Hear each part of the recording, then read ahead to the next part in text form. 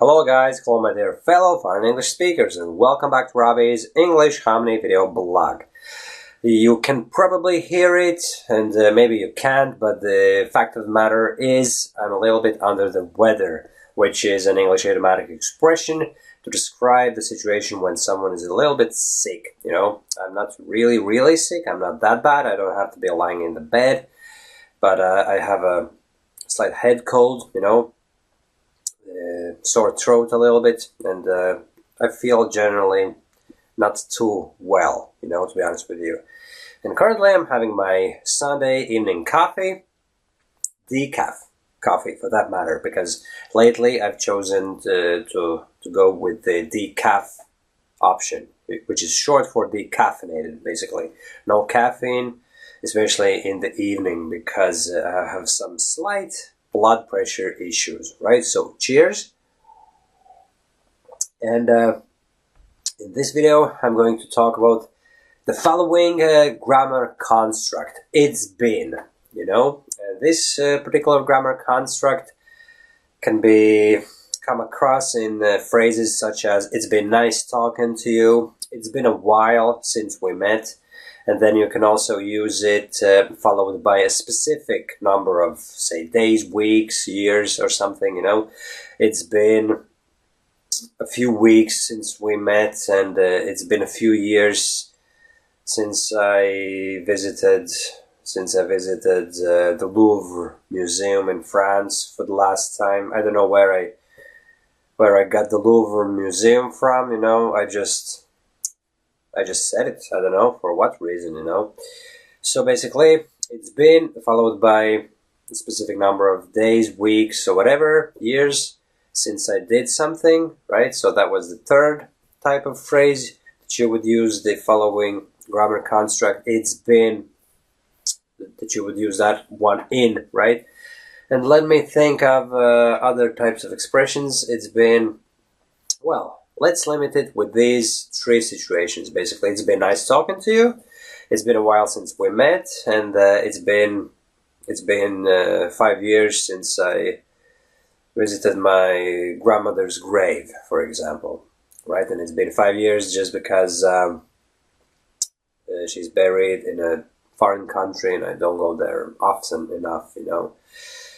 So the problem is, my friends, that many of you, I guess many of you would have some reservations towards using certain grammar constructs, you know, and it's been would be perceived somewhat as a very complicated grammar tense, right? So you would rather steer clear of that.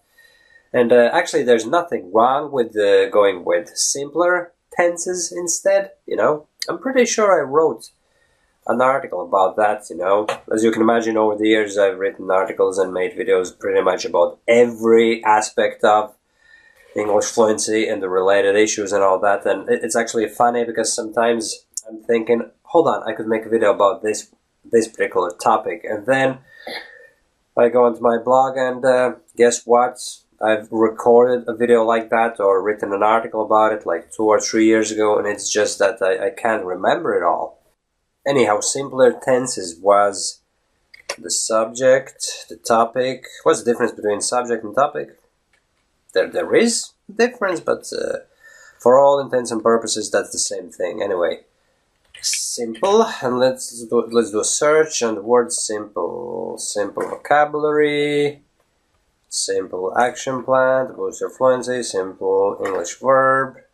There was, you see, I'm having a difficulty actually finding the article, but I'm pretty sure that I wrote about it. Tense. Maybe it was something about, oh yeah, don't learn complicated English tenses too soon. That is the article in question, and you may want to check it out by clicking on the link here. I've actually made these links clickable. You see, you can actually click right here in the video and it'll take you to the article on my blog, right? So, and there's an actual video as well. So don't learn complicated English tenses too soon. And basically the point I'm making in the article is initially use only the simplest tenses and forget about the complicated ones altogether. And then as your English fluency improvement progresses over the months and the next years, that's when you can start using more complicated grammar tenses. But here's another thing. You don't actually have to perceive an English grammar tense as something complicated, complex versus simple. It's only a matter of perception. Once you repeat something, once you learn it, it loses its complexity, you know? So for instance, the phrase that we're learning today is "it's been."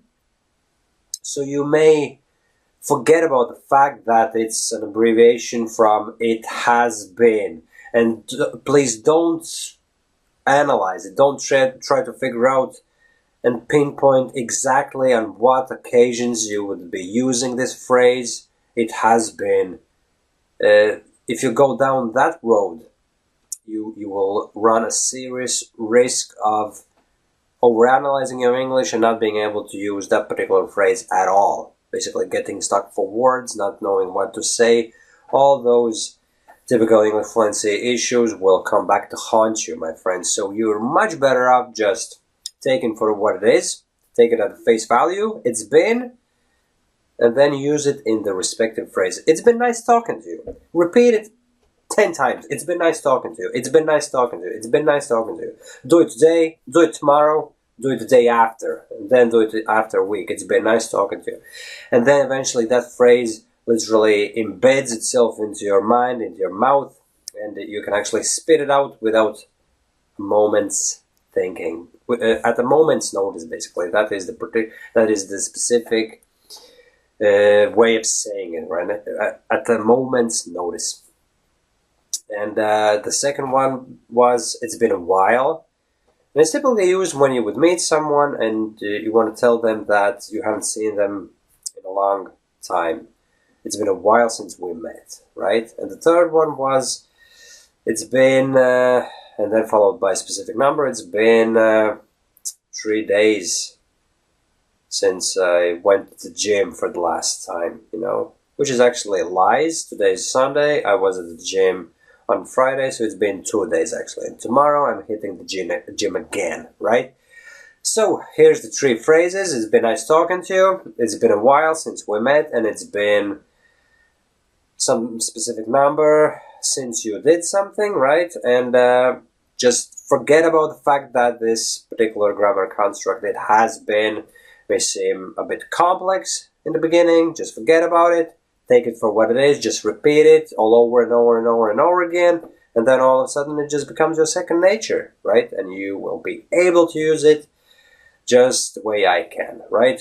Not to be bragging, right? I'm not saying that my English is impeccable or perfect or whatever. It's still riddled with mistakes here and there, but I'm not afraid of making them, and I want you to adopt the same approach. Be daring, push the boundaries, and don't be afraid of making mistakes at the same time, and you will certainly achieve the kind of English fluency that you've always dreamed about, right?